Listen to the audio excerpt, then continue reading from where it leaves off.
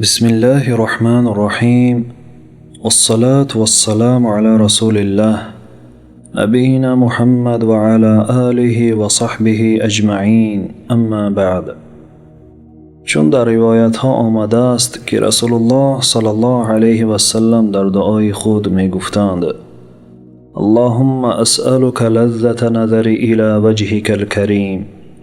پروردگارا، از تو پرسان کنم لذت نظر کردن به چهره تو. البته دیدار چهره الله در روز قیامت و در جنت این حق است، چون قرآن و سنت رسول الله صلی الله علیه و سلم اثبات کند دیدار چهره پروردگار عالم را. اما دیدار مؤمن ها پروردگار خود را در روز قیامت باشد. الله سبحانه و تعالی می فرماید: وجوه یومئذ ناظره الی ربها ناظره. در آن روز که چهره های مؤمن ها درخشان شود، نظر کنند به سوی پروردگار خود. و در روایت از ابی ابن کعب رضی الله عنه که پرسان کردند از رسول الله صلی الله علیه و سلم از سوره یونس، آیه که الله گفت: للذین احسنوا الحسن و زیاده. پاداش آنانی که نیکی کنند نیکیست و باز افزون خواهیم کرد. در جواب رسول الله صلی الله علیه و سلم آیت را تفسیر کردند و گفتند: للذین احسنوا اهل التوحید.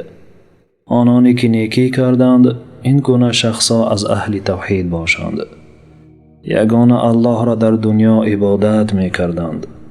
الحسن و هی الجنه. پاداش این جنت است، یعنی پاداش آن اهل توحید این جنت است. الزیاده نظر الی وجه الله. اما زیاده باشد این نظر کردن به چهره الله سبحانه و تعالی می باشد در جنت. این گونه رسول الله صلی الله علیه و سلم آیت را تفسیر کردند. البته برای مؤمن ها تمام نعمت های الله در جنت آماده است و این چنین الله سبحانه و تعالی افزون خواهد کرد. افزون شدن نعمت های الله سبحانه و تعالی این دیدار چهره پروردگار عالم، چون الله در سوره قاف فرمود: لهم ما یشاءون فیها ولدینا مزید. الله گفت برای اهل بهشت هرچی که می خواهند برایشان آماده است و باز نعمتها را افزون خواهیم کرد. و در آیات این چنین انس ابن مالک رضی الله عنه تفسیر کردند و گفتند: افزون شدن نعمتهای الله نظر کردن به چهره الله سبحانه و تعالی می باشد. و این چنین در صحیح بخاری آمده است که جریر ابن عبدالله رضی الله عنه گفتند: كنا عند النبي صلى الله عليه وسلم فنظر إلى القمر ليلة البدر. روز ما نزد رسول الله صلی الله علیه و سلم بودیم. رسول الله صلی الله علیه و سلم نظر کردند به سوی ماه که ماه دایره شکل و کامل بود و گفتند برای اصحاب خود: انکم سترون ربکم کما ترون هذا القمر لا تضامون في رؤيته فإن استطعتم ألا تغلبوا على صلاة قبل طلوع الشمس وقبل غروبها فافعلوا. شمایان نظر خواهید کرد به سوی پروردگار خود مثل که می بینید این ماه را، و در نظر کردن شمایان ازدحامی نباشد.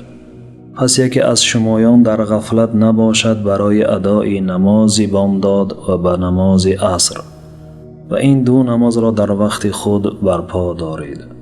پس رسول الله صلی الله علیه و سلم آیت را تلاوت کردند، آن آیتی که الله فرمود: وسبح بحمد ربک قبل طلوع الشمس و قبل الغروب، که الله فرمود پیش از برآمدن آفتاب و پیش از غروب آن پروردگارتان را با ستایش تسبیح گویید.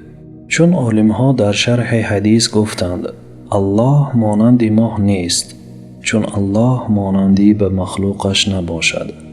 اما خود نظر کردن به سوی ماه چون ازدحام یا اشکالی برای انسانها نآورد، این چنین نظر کردن به سوی پروردگار مثل ماه باشد. کل اهل بهشت آزاد نظر خواهند کرد. و اهل بهشت وقتی پروردگار خود را می بینند، این نعمت دیدار الله سبحانه و تعالی بهترین نعمت و دوست داشته ترین نعمت برای مؤمنان خواهد بود. چون در روایت صحیح مسلم آمده است از صحیب رضی الله عنه که رسول الله صلی الله علیه و سلم گفتند: اذا دخل اهل الجنة الجنة، وقتی اهل بهشت داخل بهشت می شوند، الله به اهل بهشت خطاب کند: یا اهل الجنة تريدون شيئا ازیدکم؟ ای اهل بهشت، آیا می خواهید نعمتهای خود را برای شمایان زیاده کنم؟ اهل بهشت از حیرت به خود می گویند: آیا از این نعمتها باز چیزی هست زیاده باشد؟